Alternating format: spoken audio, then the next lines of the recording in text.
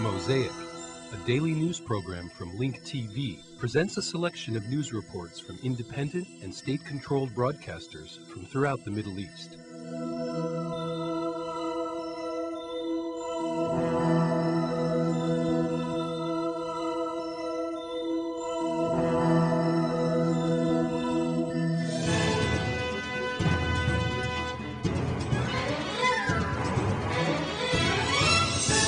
The Syrian foreign minister held talks with his Palestinian counterpart, Mahmoud Sahar, about Palestinian developments.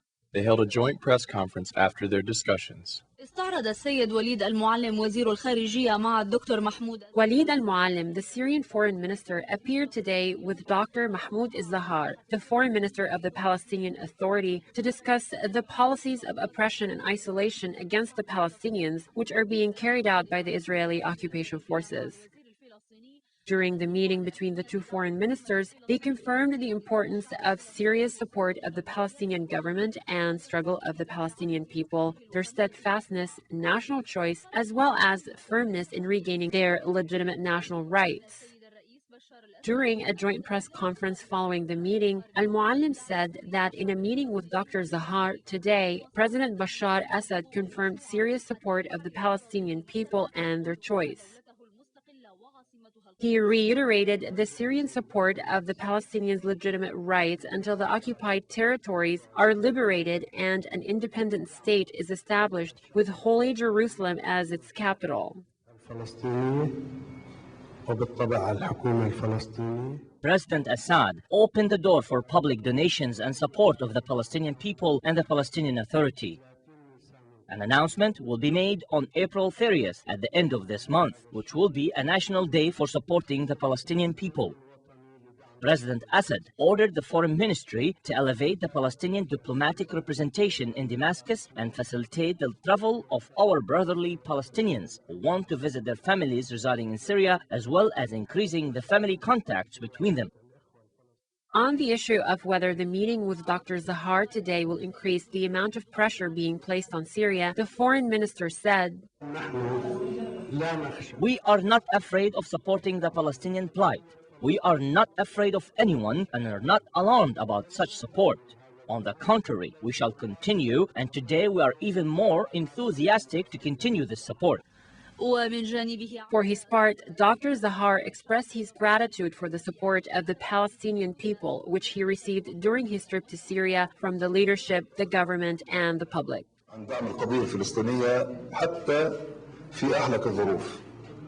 Syria has never, not one day, hesitated to support the Palestinian plight, even during the most difficult circumstances.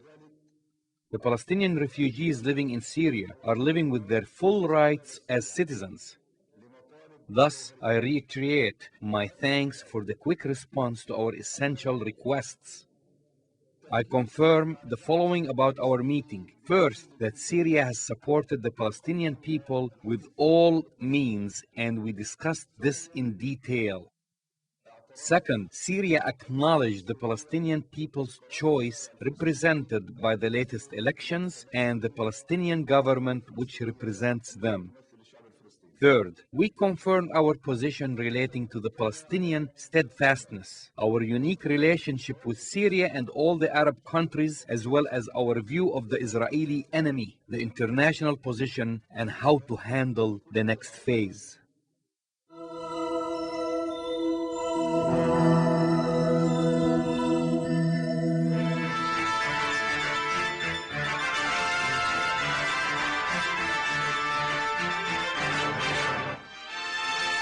Clashes erupted between Israeli occupation forces and Palestinians in Nablus city.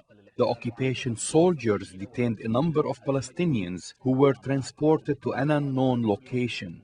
The occupation forces also prevented people from entering or leaving the city. The Israeli occupation soldiers raided the city of Nablus in the West Bank on Wednesday. Eyewitnesses said that the occupation army, which was backed by a large number of armored vehicles, raided the entire city. Palestinian sources said that clashes erupted between the occupation forces and Palestinians who threw stones and Molotov cocktails at the Israeli armored vehicles. According to the same sources, the occupation forces detained a number of Palestinians and transported them in a military vehicle to an unknown destination. Palestinian medical sources confirm that a number of Palestinians were injured during the clashes and that they were transported to a local hospital to receive medical treatment.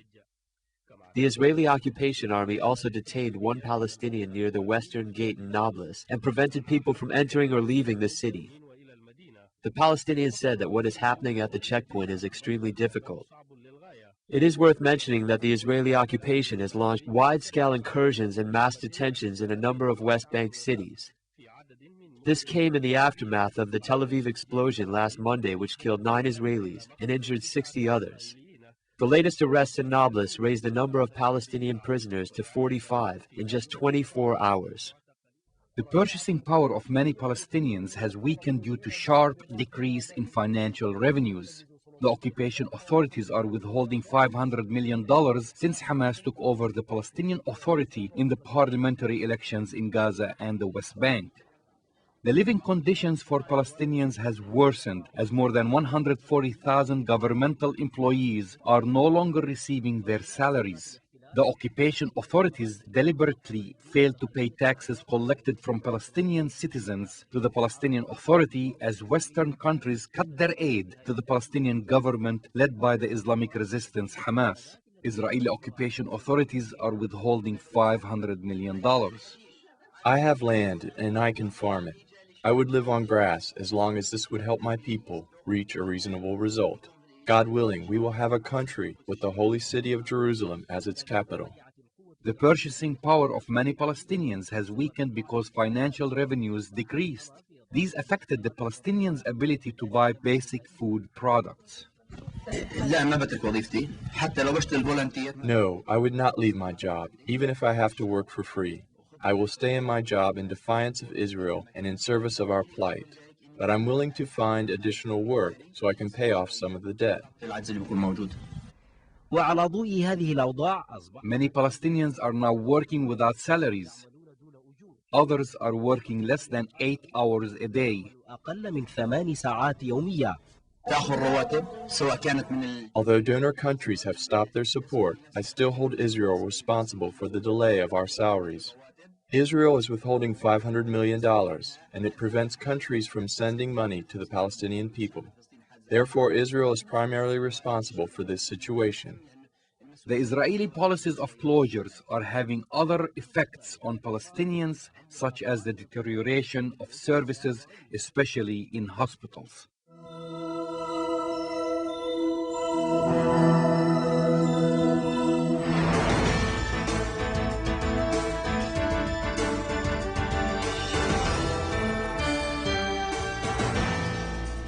The Yemeni Court of National Security has sentenced 14 Al-Qaeda suspects to prison terms ranging from 1.5 to 7 years. The court ruling stirred controversy regarding the relation between the Yemeni government and Al-Qaeda. After more than 2 months of deliberations, the Court of National Security in Yemen has sentenced 14 Al-Qaeda suspects to prison terms ranging from 1.5 to 7 years. The court found the suspects guilty on a number of charges, including affiliation with a terrorist organization belonging to an armed gang and conspiring to target American installations and security positions in Sana'a.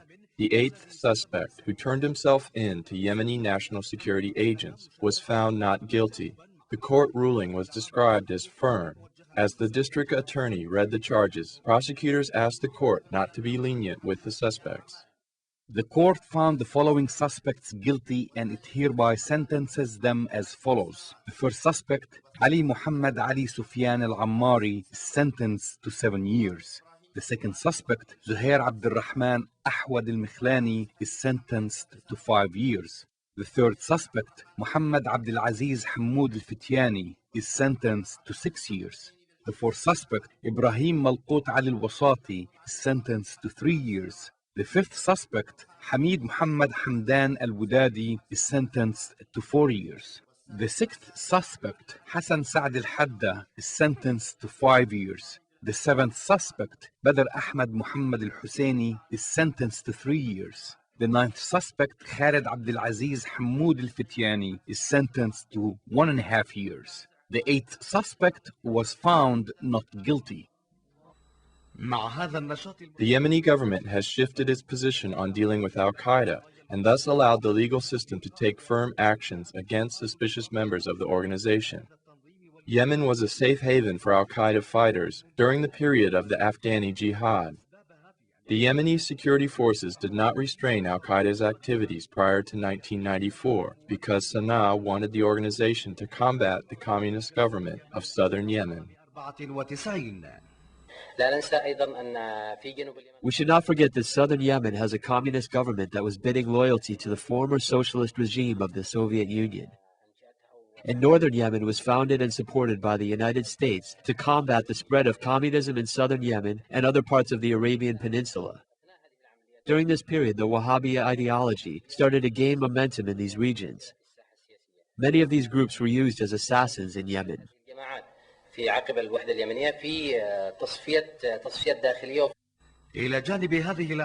Al-Qaeda was able to intensify its activities in these regions, which are located on the outskirts of major cities, because it was not easy for the government forces to control these areas.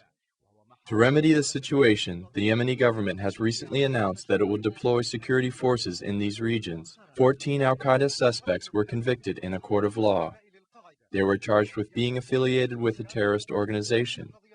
It seems that Sana'a was trying to convey a message to Washington that Yemen is still committed to the so-called war on terrorism.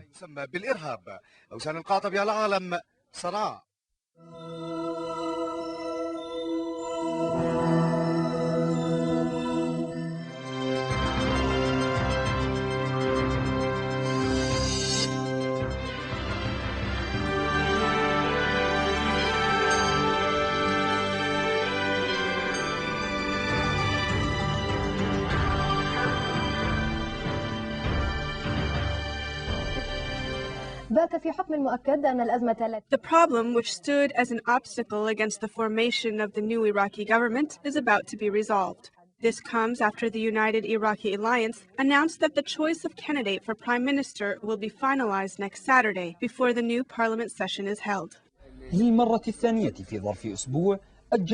For the second time in 1 week, the parliament session was postponed to allow more time for competing political factions to decide on a national unity government and reach a consensus.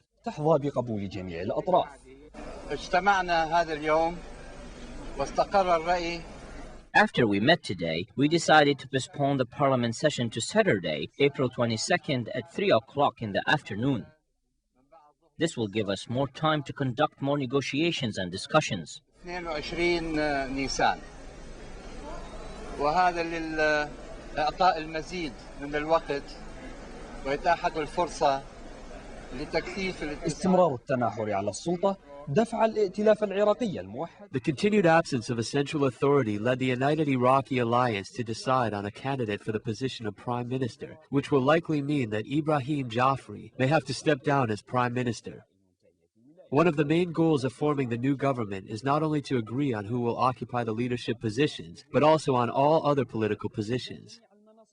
This was confirmed by Hussein al-Shahrastani, who said that a national unity government is the best option to end the stalemate.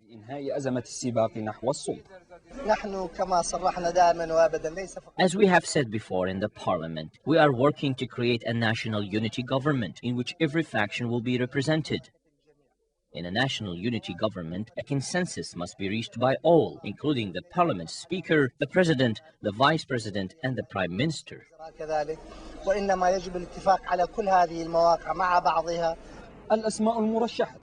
The names being nominated for the 3 main leadership posts will be discussed during the next parliament session on Saturday, a sign that the Iraqi political predicament is about to be solved.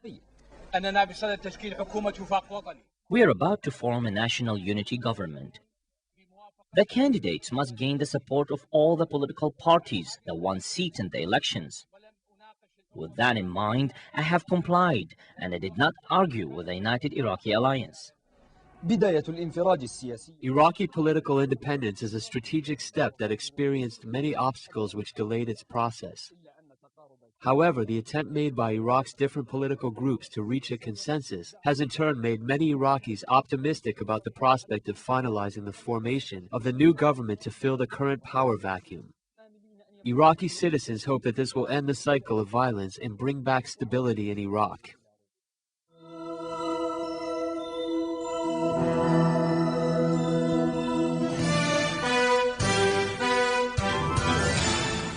After the Chinese president met with his American counterpart, he called for a diplomatic solution for the two nuclear crises in Iran and North Korea. The visit of the Chinese president to Washington comes amidst tense bilateral economic relations caused by the unprecedented level of United States trade deficit to the advantage of China. The American and Chinese presidents discussed a long list of items, including the nuclear issues in Iran and North Korea and the role that China can play to mediate confrontations. Other issues included religious freedom and the Chinese energy policy.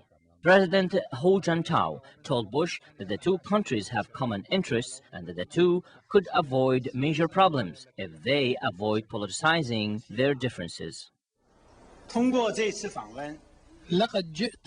came for the sake of dialogue, economic cooperation, and common interests with the U.S., and to deepen mutual trust and to lead China towards prosperity in the 21st century.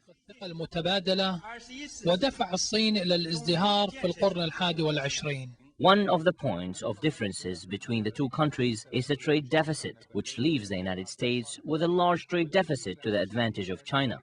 Another difference is the Chinese policy of currency devaluation. President Jintao confirmed that his government will keep its currency at a stable level and vowed that China will be more flexible. U.S. and China will continue to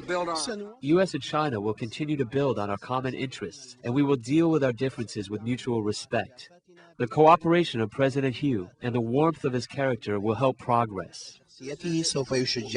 Bush and Jintao discussed the increasing Chinese consumption of oil, which caused oil prices to increase worldwide. The economic growth in China has made it the second largest oil-consuming country after the United States. These talks inside the White House indicate the rise of Chinese influence in the world, not only in the field of energy and trade, but also in mediating international nuclear crises.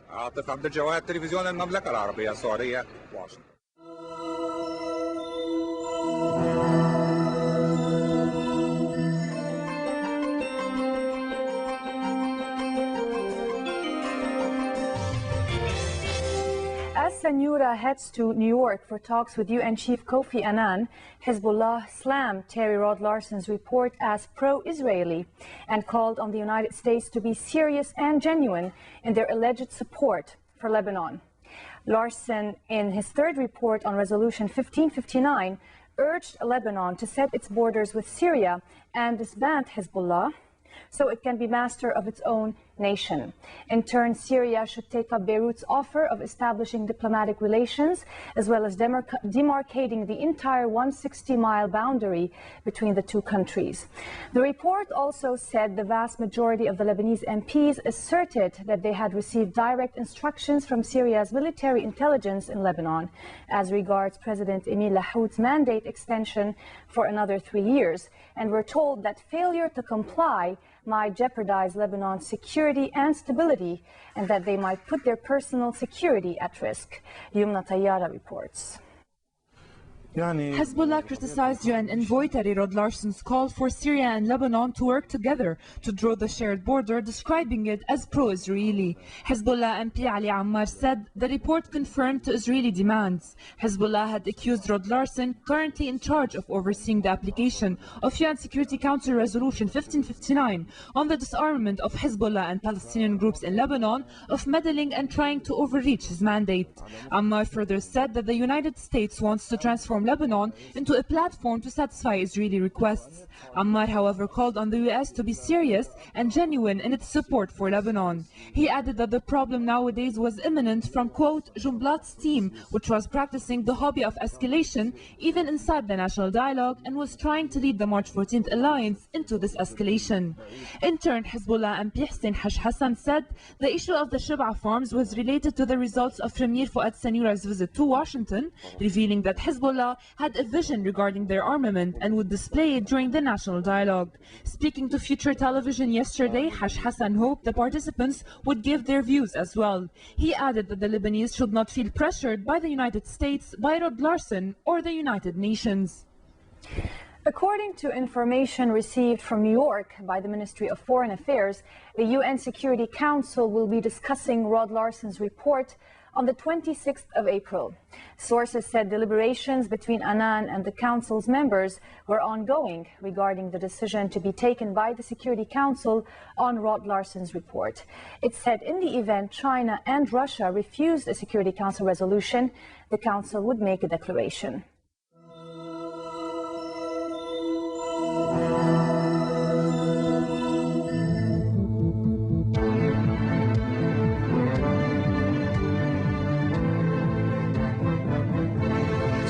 Leader of the Islamic Revolution, Ayatollah Ali Khamenei, in a meeting with chief army commanders on Wednesday, described hope and incentive as keys to success.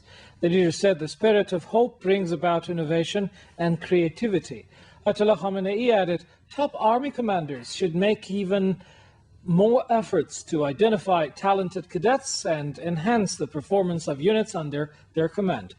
Commemorating the National Army Day marked throughout the country on Tuesday, the leader stressed the need for adopting higher training standards, modernizing the educational system, and making optimal use of the existing potentials. Present at the ceremony was Army Commander Major General Salehi, who presented a first-hand report on the capabilities of various military units and underlined the high level of preparedness of the Army on the ground, in the air, and at the sea. China, Russia, and the US, key permanent members of the Security Council, strongly reaffirmed they are after a diplomatic solution to Tehran's nuclear riddle. Russia said on Wednesday big powers should defer any decision on action against Iran. Russian Foreign Minister Sergei Lavrov said world powers had failed to agree on sanctions at a meeting in Moscow on Tuesday because some wanted to wait until the UN nuclear watchdog reports on Iranian compliance on April 28th. Russia and China oppose sanctions and both have veto power in the United Nations Security Council. At the end of March, the Security Council gave Iran a month to halt enrichment of uranium and answer questions by the International Atomic Energy Agency on its nuclear program. Meanwhile, Indian Defense Minister called on the international community to opt for a peaceful end to Tehran's nuclear standoff. Foreign Minister Mansour Moteki said on Wednesday an Iranian delegation is to hold talks with Europeans and Russian officials in Moscow. Touching on the peaceful nature of Tehran's nuclear drive, Moteki expressed hope the Moscow talks will set the stage for a diplomatic compromise over the nuclear case. The top Iranian diplomat underlined Tehran-Washington talks over Baghdad are still on the agenda. However, as he added, no detail had been finalized on the negotiations. Moteki, meanwhile, strongly dismissed rumors over a visit to Washington by an Iranian official for talks. Pointing to recent remarks by U.S. President George W. Bush on Iran, Moteki said Tehran's nuclear case has a clear solution, adding it should be resolved within the framework of the IAEA, with full respect for the rights of the Iranians. In a related comment, Supreme National Security Council spokesman Hossein Entezami did not confirm Wednesday certain media reports on the objectives of a visit to Moscow by two senior officials of the Foreign Ministry and the National Security Council. Entezami told Al-Arabi that the delegation was there to follow up on the nuclear issue and the related developments. He added, Iran will fully tap into the existing potentials to protect its rights. Javad Vaidi and Abbas Araqchi arrived in Moscow on Wednesday at the head of a delegation. Iranian journalists in the United States are not allowed to move around freely to cover the events. Senior CNN correspondent Richard Roth has filed a report on the restrictions that 2 Iranian journalists face there. Mortaza Ghoraghi is a correspondent of the Iranian State Radio and TV, the IRIB, and Masoud Amirian reports for the country's official news agency, IRNA. Masoud wants to report from other U.S. cities like Washington, but under his restricted U.S. visa, he can't travel more than 25 miles from the United Nations, the same limit the U.S. imposes on Iran's diplomats. So Masoud spends most of his time on international territory, the United Nations, where his own country is now the hot news. It's also where you can find the only other Iranian state journalist working in the U.S. right now. Mortaza Ghoraghi reports for the Iranian network IRIB. He's also frustrated by the visa limitations. I'm 25 years as a journalist, and they know I'm a journalist, but I don't know why they have restricted me. You must ask the U.S. government.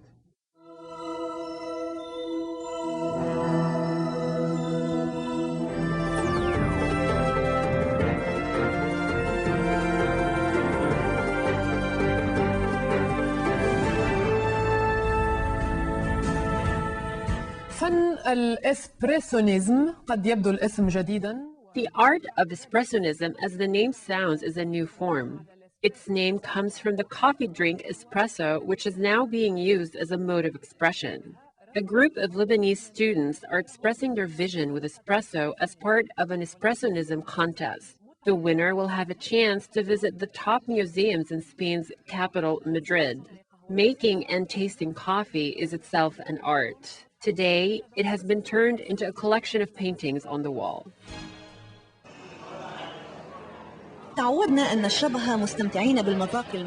We are used to the bitter taste of coffee, but to paint with it is something new. Coffee seeds, which have been turned into a popular drink that comes in a variety of different tastes and colors, have now become a way of expressing art. The Espressionism art exhibit in Lebanon showcased 99 paintings on canvas that student artists drew with coffee along with other colors. The result is pieces that tell different stories based on the kind and taste of coffee used. The idea came in the form of a contest that called for the use of coffee as the method of expression. Originally, the goal was to promote the Dunkin' Donuts chain in Lebanon, which is sponsoring the contest, but the artistic side of the effort has been more rewarding. The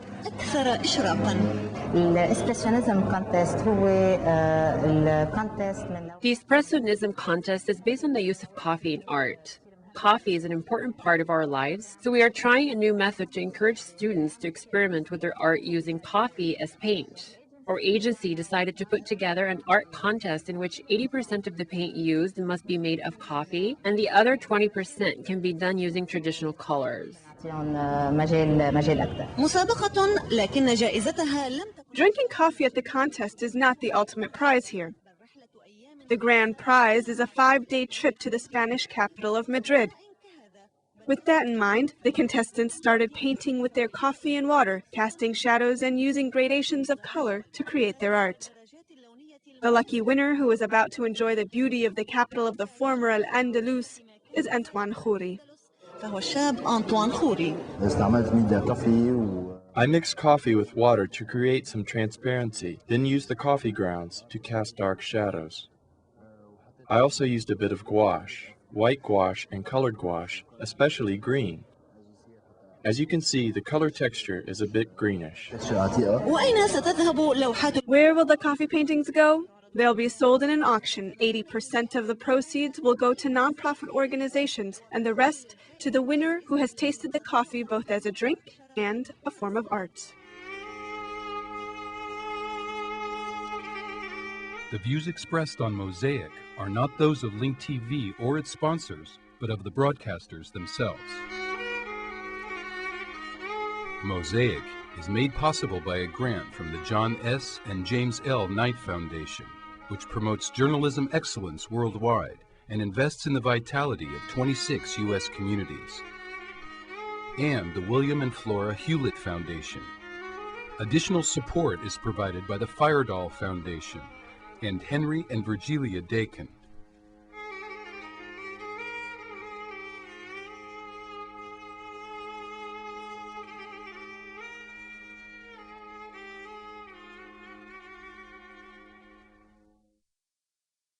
This program is brought to you by Link TV for educational and non-commercial use only. For a transcript of this program, to watch streaming video, or for instructions on how to receive Link TV in the United States, visit linktv.org.